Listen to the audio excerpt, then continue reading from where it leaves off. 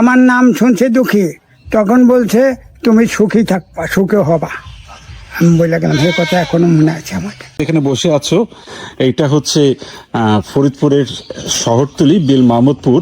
তোমাকে যে জীবনের গল্পটা শোনাতে চাই, এই যে দেখো তোমার সামনে যিনি বসে আছেন ইনি আমাদের ভাই, আমাদের বড় ভাই, ঠিক আছে। মা বলতো যে তার পালিত পুত্র আর কি, ঠিক আছে। সেই গল্পটা আমরা একটু দুঃখী ভাইয়ের কাছে শুনি। দুঃখী ভাই একটু বলেন ওকে কি গল্পটা, সেটা ওকে বলেন কিভাবে পরিচয় হলো, মানে আমার শাশুড়ির সঙ্গে আপনার দেখা হলো কিভাবে? ওই যে আমার নানি ছিল আর হ্যাঁ নানি ছিল ওইখানে আইনা, তারপরে মা আবার ওই উপার গেল, এর আব্বা ওখানে গেল, ওই তখন আমার দেখা খুব মজা লাগলো। আপনাকে কোথায় দেখলো?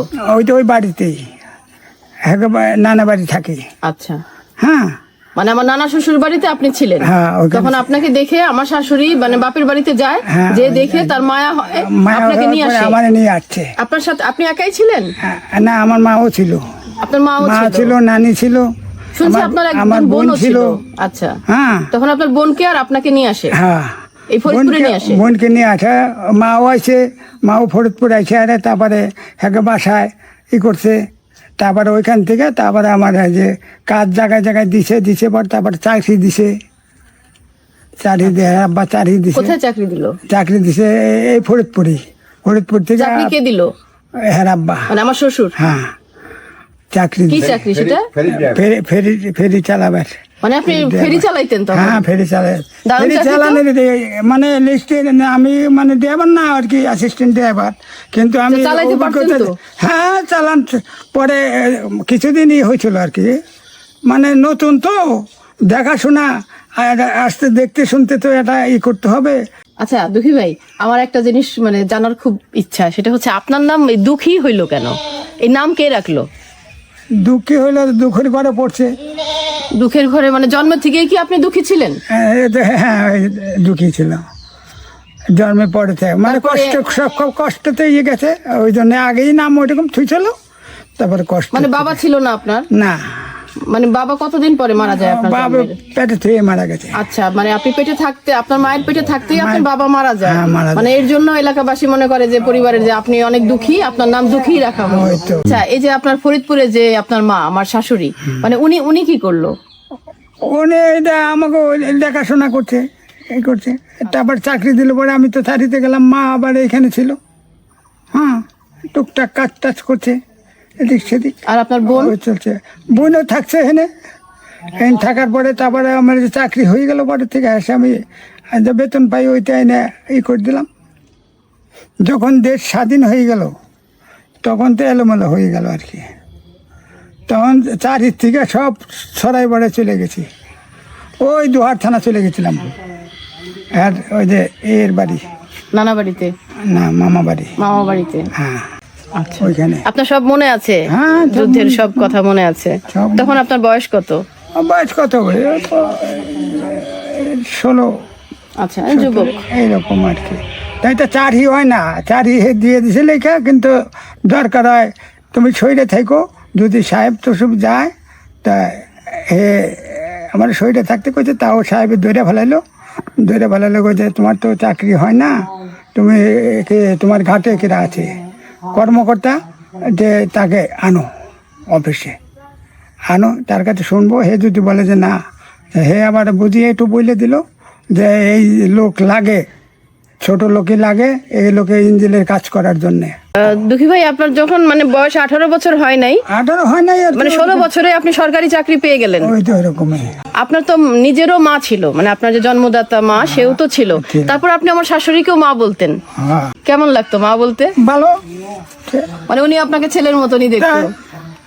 আমি গেছি আইছি, বেতন পেয়েও চলে গেছি তার কাছে। মানে বেতন পেয়েও চলে হ্যাঁ, গেছেন চলে মায়ের গেছি, কাছে? একটা জিনিসপত্র নিয়ে গেছি আইছি, তার আবার টাকা থুইছি সময়তে। না, আমার শাশুড়ির কাছে আপনি টাকাও জমা হ্যাঁ, করতেন? জমা থুইছি। আচ্ছা দুঃখী ভাই, আপনার মানে ছোটবেলাটা অনেক দুঃখে কাটছে, এর জন্য মানে পরিবারের লোকজন আপনার নামই দিয়ে দিল দুঃখী।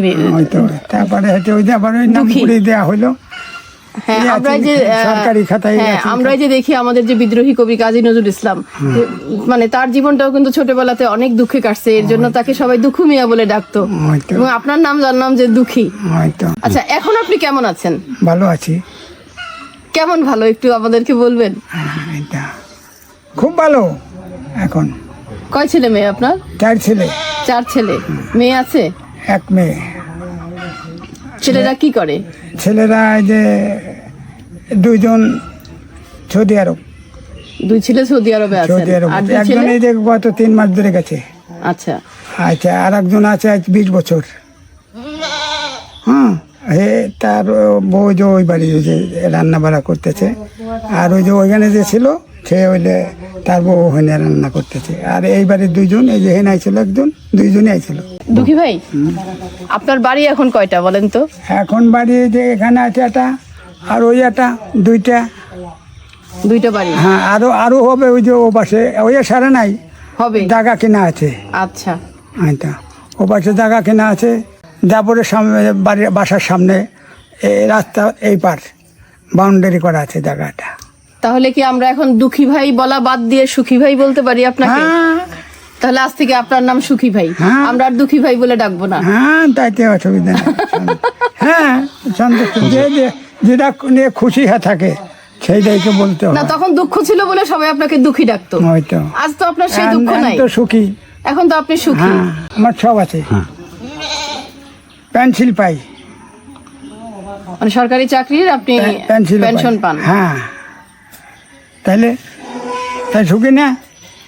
অনেক সুখী। এই যে এত গাছ গাছালি, এই ফলের আমার গাছ, হাতে সবই লাগাই নাই। হ্যাঁ, আমরা ওই যে গরুর ফার্ম দেখলাম, তাইলে হয়তো ওই যে তারপরে ছাগল। মানে ছেলে মেয়ে নাতি নাতনি দিয়ে আপনার এখন কেউ ভরা কেউ সংসার। ধরে না ধরে আমরা 2 জনে আছি, এ পর্যন্ত করে যাইতেছি।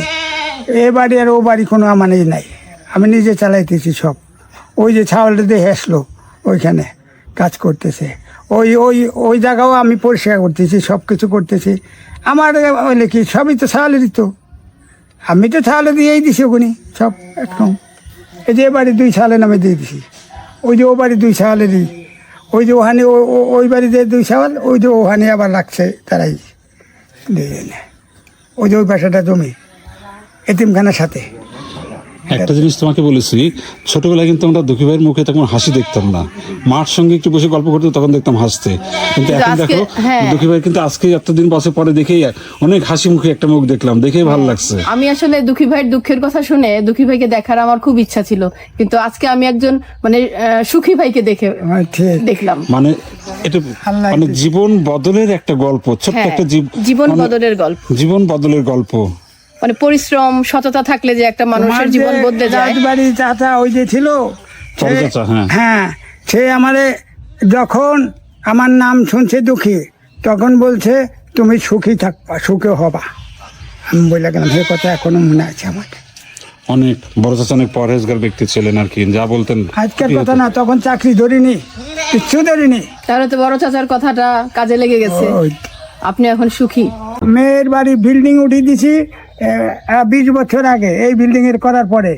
আচ্ছা, তারপরে আবার এবার এই যে গতবারে যে এখানে ঘর ভেঙে করলাম, কাজ করলাম, এখানকার মাটি নিয়ে তার বাড়িতে ফেলাইছি, আর বিল্ডিংয়ের গোড়ানি ফেলাই দিয়া আবার সাইডে টাইডে বাথরুম বুথরুম সব সাইডে টাইডে দিয়ে, তারপরে যা লাগে আবার সিমেন্ট টিমেন্ট দিয়ে আবার ওখানে রং করে দিয়ে এসেছি, তাতে 1 লাখ টাকা খরচ আমার।